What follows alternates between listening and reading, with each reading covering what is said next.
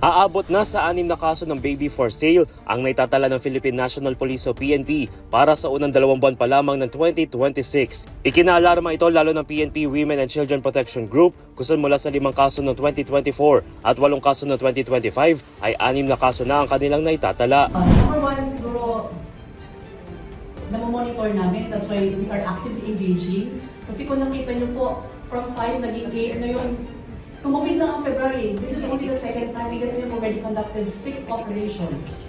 So kami, masusi ang pag-iimbestiga namin kasi baka mas marami sa likod na hindi nakikita. Ito yung napisod lang namin. And yet, 6 na sila. February, ka-start lang ng February. Ano nga bang sagutin sa batas na sino mang mapapatunayang pinagbili ang kanilang anak? Nasa ilalim ng Article 4 Section 7 na Republic Act No. 7610 o Special Protection of Children Against Abuse, Exploitation, and Discrimination Act ang mahigpit na nagbabawal ang pagbili o pagbebenta ng bata para sa pera o para sa ibang dahilan tulad ng barter o pakikipagpalitan. Ang sino mang gagawa nito ay mapapatawan ng reklusyon temporal hanggang reklusyon perpetua o 12 hanggang 40 taong pagkakakulong.